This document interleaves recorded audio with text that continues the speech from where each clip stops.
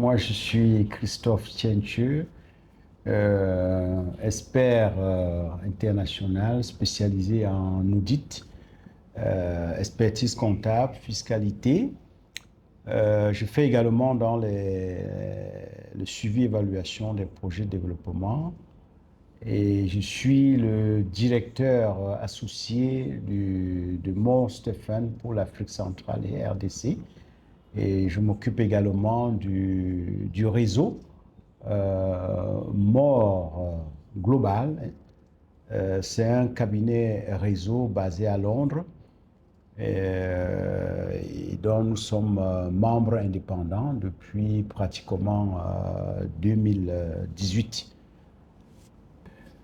Bon, je suis déjà fondateur depuis 97. Et j'ai commencé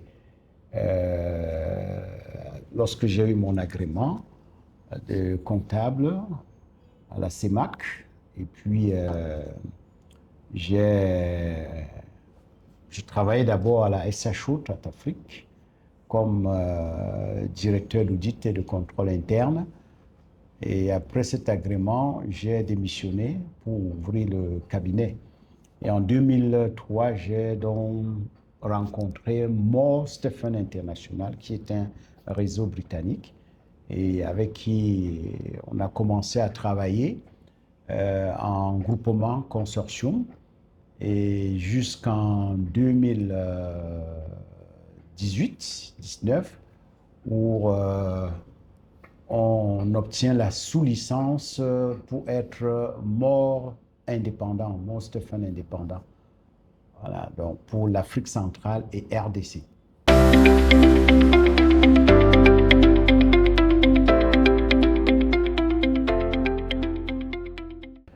Bien évidemment, les experts en tant que personnes physiques, euh, déjà, on peut parler de difficultés sur le plan de compétences. Parce qu'il faut l'avouer, sur 10 experts, tu auras pratiquement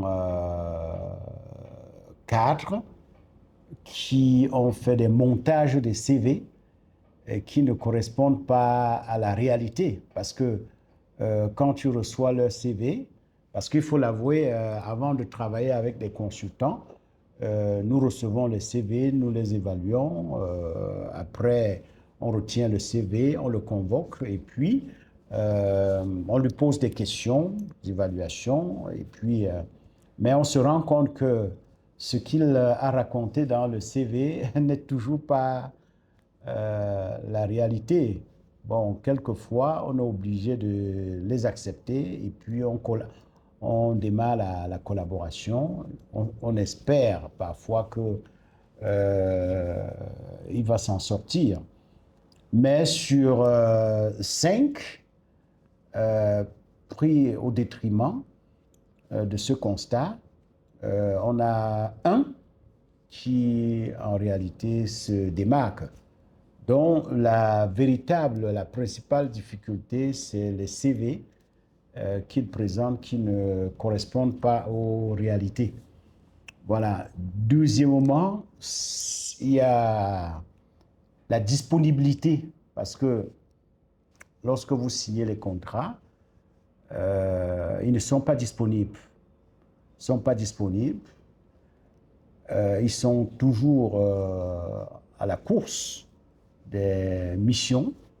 Donc, si quelqu'un te signe un contrat pour une durée de 15 jours, alors il ne se met pas exclusivement à ta disposition. Il est en train de faire plusieurs choses à la fois et puis ça fait qu'il n'arrive pas vraiment à produire les livrables pour lesquels il s'est engagé de livrer. Donc, troisième difficulté, c'est la capacité de préfinancement. Parce que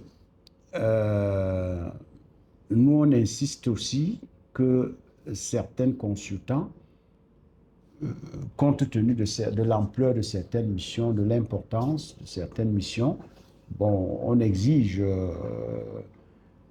qu'ils attendent le paiement à la fin, parce que, comme je l'ai dit, le problème de compétence fait que, et de disponibilité fait que on hésite de faire des avances, hein, de démarrage. D'aucuns prennent, ils disparaissent, et puis après, ils te donnent les rapports qui n'ont rien à voir avec le thème de référence. Ils ont déjà bouffé les sous. Bon, on leur dit, euh, montrez quand même que vous avez la préfinancer votre hein, la mission. Bon, voilà. Donc, il y a cet aspect. Beaucoup n'ont pas la capacité de préfinancer, ne serait-ce qu'une partie de leur mission. Donc, c'est ça. Et la quatrième difficulté avec les consultants, c'est la qualité des rapports.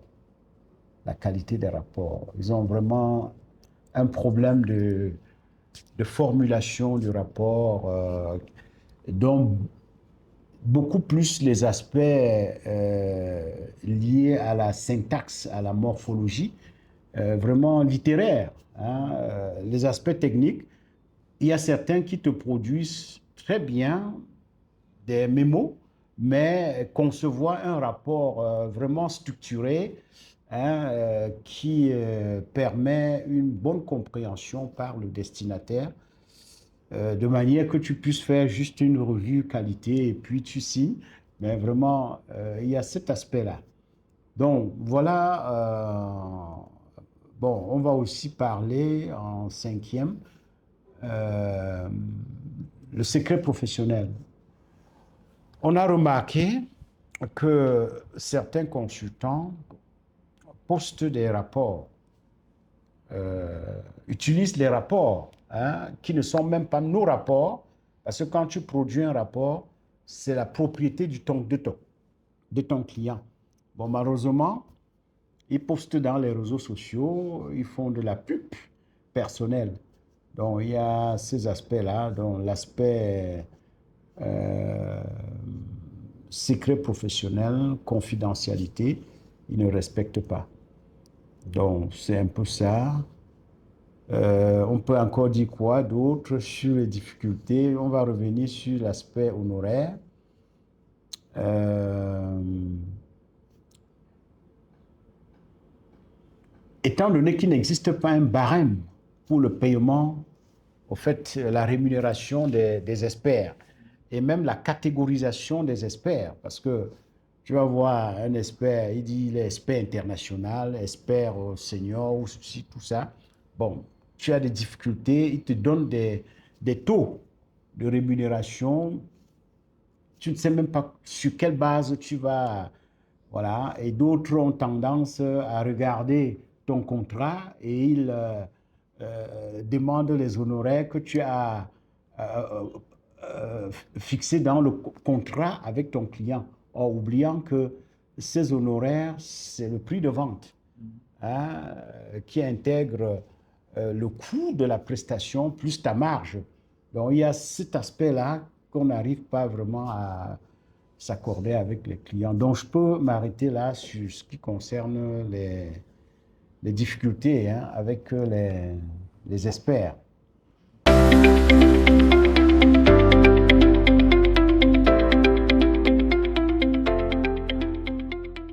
Oui, la première solution serait l'harmonisation au fait, la classification des niveaux des experts et corrélativement avec la rémunération, donc sortir un barème en fonction de catégorie des différents experts. Donc, et puis maintenant, essayer de mettre l'accent sur les aspects éthiques, parce que je me dis quand même que quand un consultant signe un contrat avec un bureau d'études, il y a un minimum de respect des clauses, notamment sur les délais, la disponibilité, parce que c'est lié à l'éthique, hein. faut honorer vraiment les engagements que tu as promis. Donc, il y a ces aspects-là que je pense que s'il y a cette, cette normalisation, ça peut vraiment arranger la situation, même vis-à-vis des clients. Comme je l'ai dit, tout ce que je viens de raconter là, ça relève vraiment de la compétence. Parce que généralement, quand tu trouves, tu tombes sur un consultant hautement qualifié, tu sens le professionnalisme. Donc, il y a un problème de professionnalisme, manque de professionnalisme dans la plupart, chez la plupart des consultants. Ils ne sont pas vraiment professionnels. Ils s'appellent consultants, mais en réalité, ils ont encore beaucoup à faire, hein. La formation, la remise à niveau sur un certain nombre de choses, hein, essentielles dans le métier de consultant.